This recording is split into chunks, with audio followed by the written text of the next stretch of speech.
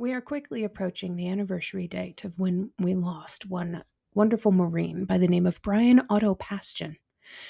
He passed away this month in 2013. He had been my friend since childhood, long before he ever joined the Marines. This episode is dedicated to his memory.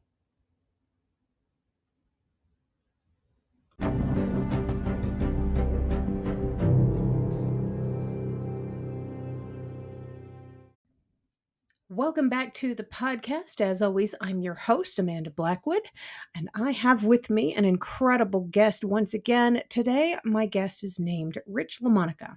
He's a 22-year veteran of the U.S. Army. He was deployed on multiple occasions, and he's seen a lot of stuff that a lot of veterans have a hard time dealing with and coping with afterward. I'm going to have him tell you the story, but you're going to get the inspiration out of it. Welcome to the show, Rich. Amanda, it's great to be here. It's always humbling when you get reached out to be on someone's show based on your body of work and everything you're doing. So I'm just very appreciative to be here. I think what you're doing is amazing.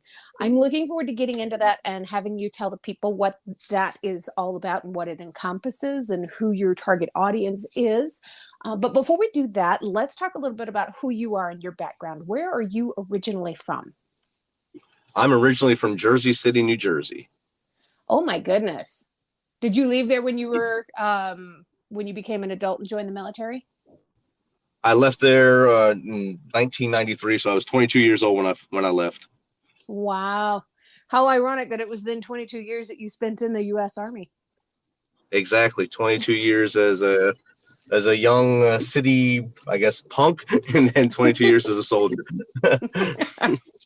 So what was the trauma that you had to go through that kind of projected you in this direction now?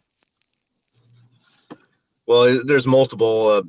During my service, I was witness to many things. Of course, as the world knows, we went to full-on combat in 2001, and through 2000. Well, still today, we're still at war. But before that, I was here at Fort Campbell, Kentucky, and my last field problem for that tour here at Fort Campbell. And I was here 96 to 99. We were in the field. I was with my squad. We just went on a patrol, and a helicopter flew over us, and it kind of bobbled over. So we thought they were just messing with us. And then it flared up and crashed right about 100 meters from us. So we ran, and we were the first ones to get in there, and it was surreal. It was like almost like a Hollywood scene. The helicopter was split in half. There's bodies everywhere. One guy was impaled into a tree into his eye. There was 11 people on board. We evacuated 5 of them alive. One of them went on to pass. They didn't understand how we kept him alive because he had a crushed aorta at the time. That was 6th 101st Aviation Regiment, along with 8th 101st Pathfinders that were on board. So we lost seven Eagles that day, and 4 lived. My word, what a mess! Yes. So that was probably the first real trauma that I was involved with, that I can remember in life. Yeah, I can see how that would definitely impact you in multiple ways. No, yes. mean, it's not like the movies either. It's not, you don't have this sense of separation when you visually see something like this happen right in front of you. You know, exactly, and you can still smell it. You can still, a lot of my guys, they still talk about the scene, and I mean they can identify the scene verbatim, exactly how as it was, like they painted a picture that day. And the same thing I can do the same thing, walking in there. Everything went into slow motion. All the training we thought was useless all that time, I have to do repetitive training for first aid and all that stuff. It just kicked in automatic. Everything became automatic, and we were doing things that in our mind was stupid when we were going to training, but it just happened, and we did our best with what we had to save as many as we did. Wow. You know, I mentioned before we started recording that my family has done some military time. I'm married to a Navy vet. My grandfather was in the Navy. My father and my brother were both in the Air Force. And I witnessed several times firsthand my dad doing that exact same thing, jumping into what it was that he had done repetitive training on.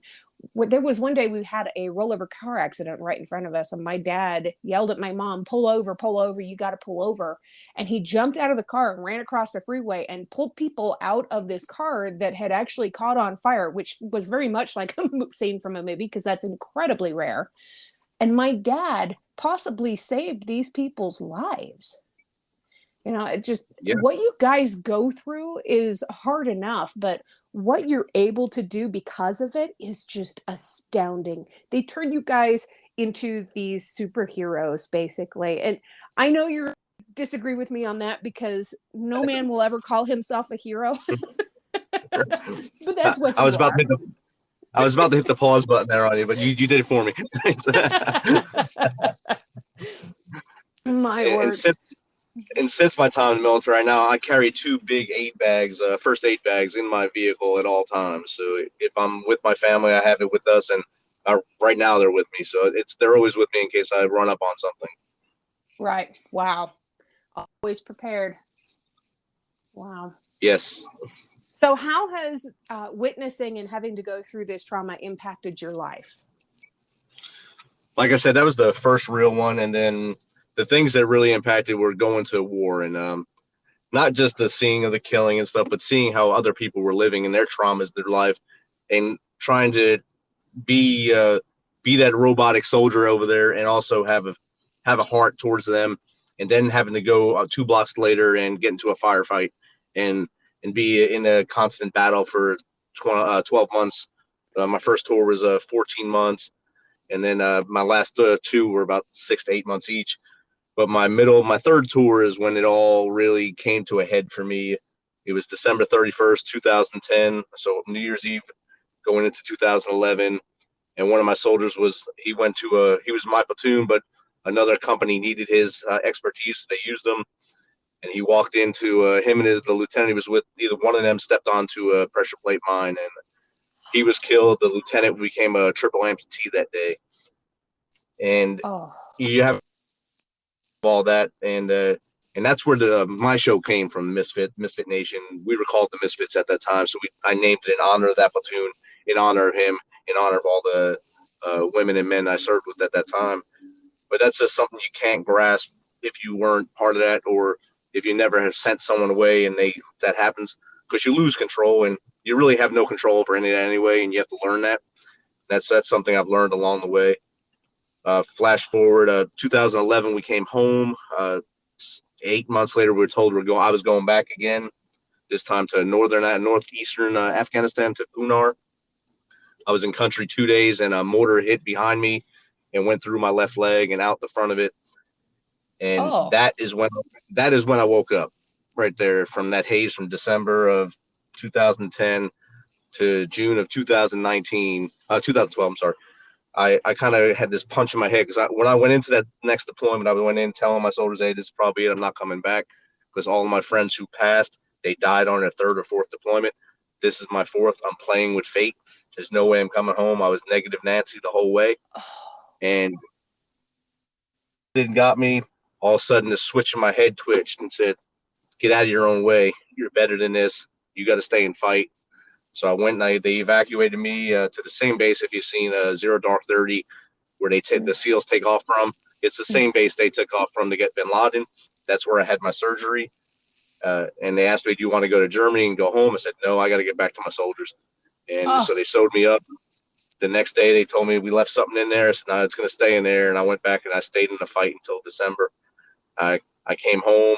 I did 2 more years in the Army, retired 2015, and that's when everything kind of shut down on me right there. And I kind of took the 365-day break I told you about.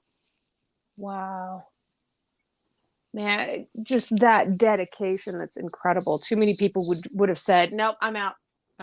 See ya. You went back for your guys. Yeah. I witnessed them say I'm out and leave. Yeah.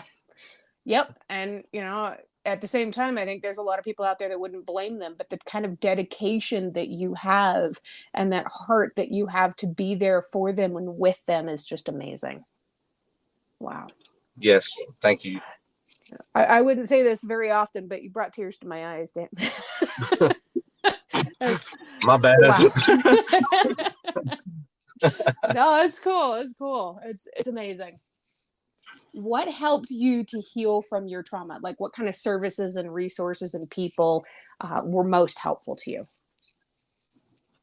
When I got home between 11 and 12, we go through this thing called a reintegration training where they basically do a quick physical on you. You make sure your paperwork's good, make sure you're okay. And I told the mental health people then that I needed help. I said, look, something's wrong. I need help. They said, no, you're a sergeant first class. Go back to war. Go back to your soldiers and lead. I said, okay, that's what I did. And then when I retired, I went to the VA, and it was not a very good thing at that time for me in the VA. We had I guess, a battle of wits, and I did not, I did not like the way they were treating veterans, and I did not want to get treated that way. Their idea of treating was just drugs, not getting through things holistically. So I said I need to go to off the system care. So I went to a guy called Dr. King Counts, and he did EMDR on me, eye movement, dissociation, something I forget what the R is, but I talked through every trauma I ever had, and no medication whatsoever.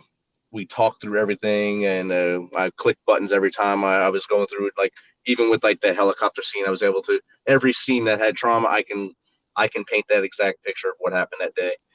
And he was in awe. He had tears in his eyes, kind of like you did. So don't feel bad about that. And that helped me tremendously, and that let me know that in order to help people, there's different ways to help people. One and two, for all our veterans out there, we need to get the stories off our chest. You got to get, and anyone that's been through trauma, you got to get the story off your chest. You can't keep it in you, or you're going to explode, and that leads to the demons coming in and taking over and losing you when we don't need to. Oh my gosh, yes. I mean, you know better than I do, but the veteran suicide rate is extremely high because they are having pills thrown at them and told that you're fine now, go back and Yep. go live your life. That's not healthy. It's not healthy for Yes. anybody. Yeah, that's rough. Who, It's very bad. Go ahead. yeah. Who inspires you the most with everything that you've been through? Who do you look up to? My dad. My dad. 100% my father. Yeah, what's he He's like? a he's a he's born in 1940, so he was Italian guy in the city. So he'd be like a greaser, and then my mom was kind of like the whatever the other one was called in Greece. So she was the beauty school dropout, and he was the greaser. But he was a hustler. He joined the army. He served at the same time as Elvis in Germany. He came home, met my mom. And they lived only a block away from each other, but hated each other when they were growing up. But somehow, when he came home and they met, and they fell in love. Had my brother and sister. Waited 6 years. Had my other brother. Then they finally had the best one, me, in 1970. But my dad, he would hustle. He'd work. He had a job at the electric company. He worked at the city morgue. He owned a bar. He drove for a trucking company, all to make sure that first my brother and sister were taken care of, and then all four of us were taken care of. So we didn't have any wants or any needs. We always had wants. We're kids. We're never the happiest. You're never happy as a kid. You always want something, whatever everyone else has, but we never needed anything. We had everything we needed. And he always pushed that into us that you, as long as you work hard and put in effort, you'll be fine, and things will go great in life. And we'd volunteer him for everything. Like we went to a Catholic school. So when they said we need someone to speak at the prayers this week, I said my dad will do it. And then I went home and would tell him, hey, you're doing this week. Oh, thanks a lot. And he would go and do the readings. He did Boy Wow. Scouts. I played football in college for probably the worst football team in the history of college football. We lost 14 straight games, and he was at every home game. And after Oh, we lost every home game, he always had something positive to say. I couldn't find positives at all. There's no way I could find a positive. He said, hey, you did this right. You did this move right, and you guys just need to come together somehow. We never came together, and the football team was actually dissolved after I joined the military. So, but he's always been that soundboard for me. Even when I was deployed, I'd call home and talk to him. When I got wounded, I called and talked to him before I talked to mom, because I knew mom would go ballistic. So I talked to him first to be the calming voice, and then I told him I'm all right because I'm talking to you, so everything's gonna be all right. Now I'll talk to mom. You can hold her, and we did that. So he was always that calming voice, and he was always resilient through everything that our family went through in life, and that's why I look up to him. It kind of seems like he gave you a lot of his best qualities too, from what I hear. I mean, you wanted to talk to him first so that he could keep your mom calm. You the behavior that your dad modeled for you. That's Exactly. pretty cool. And that's says the same thing. He said, "You're just your dad, just Dad Junior without the name." Oh, that's beautiful. That has to be quite the compliment for you. That's It cool. is, and I said, not saying anything bad to me right there. How long you been married? 28 years. My goodness, Rich, accomplishment. Congratulations on that. Yeah. Thank you. And I Yeah. think a lot of it's because I was gone so much. It made it new a lot of times, so it helped out. And I can see how that would be a big part of it, but I also know how difficult it was on my mom when my dad was away for prolonged periods of time in the military. It can be really hard on both of you in so many ways, and I think a lot of people don't give enough credit. You know, it's a Exactly. struggle. A lot of people, it definitely is. And that came to a heart to me too. About my daughter graduated high school about I guess 3 weeks before I retired from the Army. So 2015, I retired June 30th. She got graduated like May 20 something or something like that. But right after that, Wow. she wrote an article for the Platform magazine called "The Army Brat Life," and in that article, she laid it out. I mean, she crushed me in that article. I had a dad. I knew I had a dad. He was a picture on the counter. I heard his voice on the phone. One time I was in Kuwait. I sent her a card where I can put my voice in the card, so she had that. So she had all those things, but she said I don't remember him being at this, at this, at this. So, I mean, that ripped me up, and that showed me all the things that I took away from my family during my 22 years. And I mean, she was 17, 18 at that time. So her 18 years of life. Since then, me and her are really connected. After she launched her book, she authored a book called The Unexpected, and I went on the book tour with her. It was me and her going to all these bookstores and doing all that. So we became connected, and I mean, she lives 15 minutes from me now. And every Wednesday we go to lunch now. So we're a lot closer now than anyone ever would have thought we would have been. Oh, that's beautiful. It's cool that she's gotten to where she understands that you had to make a sacrifice because you dedicated to the military. That's a hard thing for Yes, kids to understand. definitely is. Yeah. Wow. Well, I want to make sure that I leave enough room for you to be able to talk about your book and do an intro reading. So tell me briefly about what's the title of your book? Where do people go to find this? It's the 13-step guide to success. It's on Amazon. It's on Audible, I guess e-reader. I paid a guy to read it with a better voice than mine to read the book. So that's on there too. So you get Audible, or you can get the hard copy or the Kindle version as well. So any platform you want. And the thought of this book, the book is also thanks to my daughter. So, during the first year of COVID, every month on Facebook, I would write a little crazy saying like, "You made it to the end of Jumanji level 1, Jumanji level 2. You faced this month, and now we are facing this month." She said you need to put that into a book at the end of the year. So for 20 to 21, I wrote the book and I sent it to her for editing. And but December 21 it came out, and it was a great moment to have her be my editor and actually publish it. That is super cool. That connection that you guys have is definitely something super special. That's Yes. awesome. How do you celebrate your wins in life when something goes really well and you've got something worth celebrating, like your book coming out or like your daughter's book coming out? How do you celebrate? Uh, Before last year, I used to make a nice big Italian meal, like a lasagna or something, have some drinks, or eat or go out. Uh, Now I have to be careful what I eat because I got bit by a tick, so I can't have a lot of different foods. So I can eat chicken and drink beer now, so that's about my two go-tos. But I toast with a beer, but I don't reflect on the big championships that much anymore. I look to keep moving forward, and if I'm doing well, why isn't guy or girl to my left doing, or right and left doing well? How can I help them get to where I am? And that's what I try to do too. While I ride the wave of me going up, I want to bring them with me. So that's my goal in life now. That is amazing. And if people want to reach out to you to see what you're doing in your life, have you got social media pages that I'm going to be putting in the podcast description so people can find you? Definitely. You can go to our website, themisfitnation.com. It's all one word, Misfit Nation, themisfitnation.com.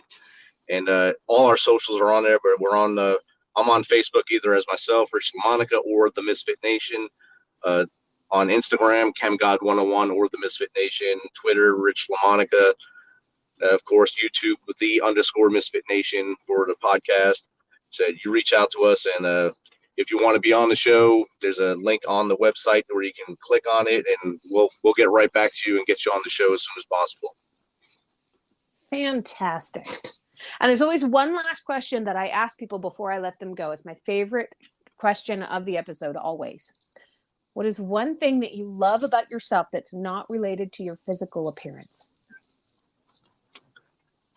I guess my humor. I find myself funny.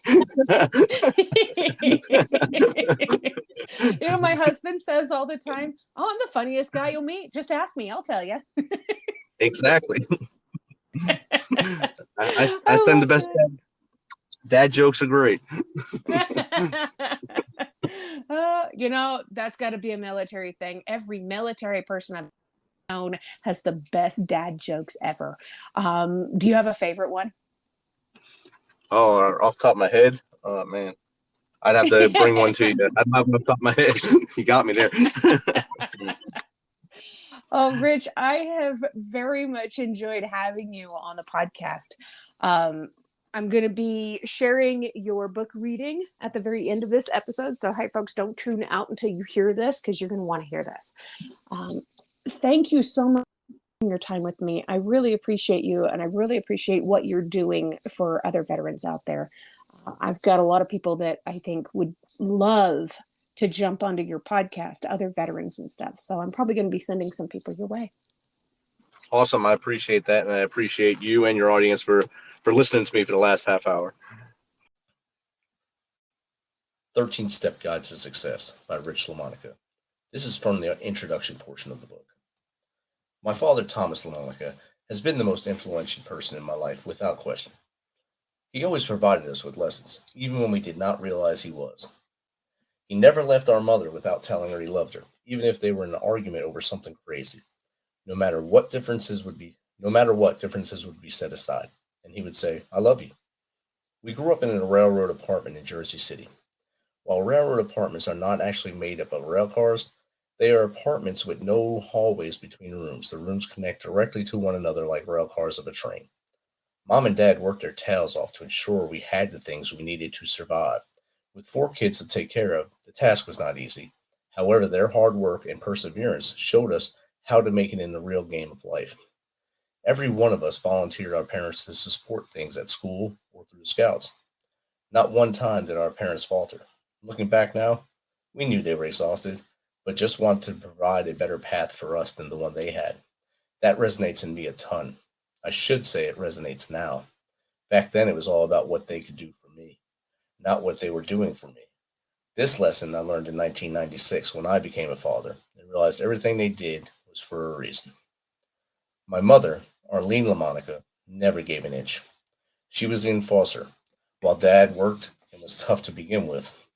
She grew up in the city as well and learned the streets and hard work early. She was the oldest of 4 kids and had the task of taking care of her siblings while her parents were at work, even more so when her parents divorced.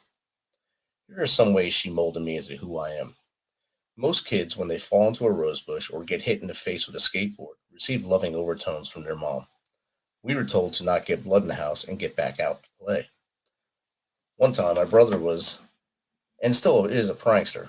He was at the top of a porch that had a cool concrete railing. He called me over as he rolled a skateboard down it. The skateboard missed my eye by about a half an inch, and blood was pouring down my face onto my shirt. I ran into the house and without falter was told to not get the blood on the carpet and take the shirt off before it gets ruined. It did not seem weird to us since this was our normal. She knew she had 3 sons, and bad things happen when you have boys. She also gave us grave warnings about defending our sister. It was understood that in the house, you could battle each other to the death. Once you left the threshold of their front door, you were there for each other. Our sister was given a bubble of protection by us three until we all left for adulthood. Well, almost all left.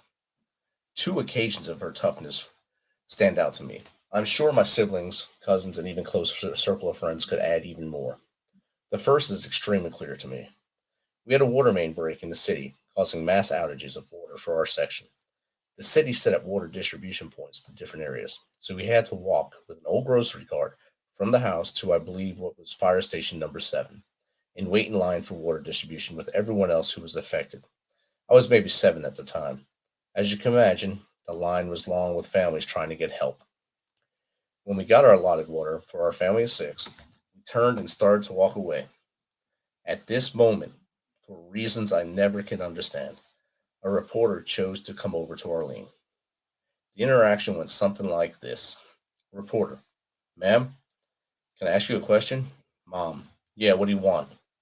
Reporter: "How do you feel about all this?" Mom: "How the F do you think I feel? I have 4 effing kids at home. I have to walk all the way here with my youngest to get effing water. I feel effing great. What kind of stupid question is that? Get the F away from me." This was a correspondent with the national news. Well, again, most people would be mortified at this. I just looked amazed at the situation and took it in stride as we walked home with our buggy of water. To put this in context, I first cussed at an early age and did not say anything pretty. We were heading down to the shore and got stuck in traffic when a boat was passing under a drawbridge. I jumped out to see the boat. The problem was the boat was not in sight. So I asked where the F the boat was while we're still stuck on the drawbridge. This episode with the waters with my mom was broadcast live on the national news at the time. I am glad there was not social media at the time. Thank you.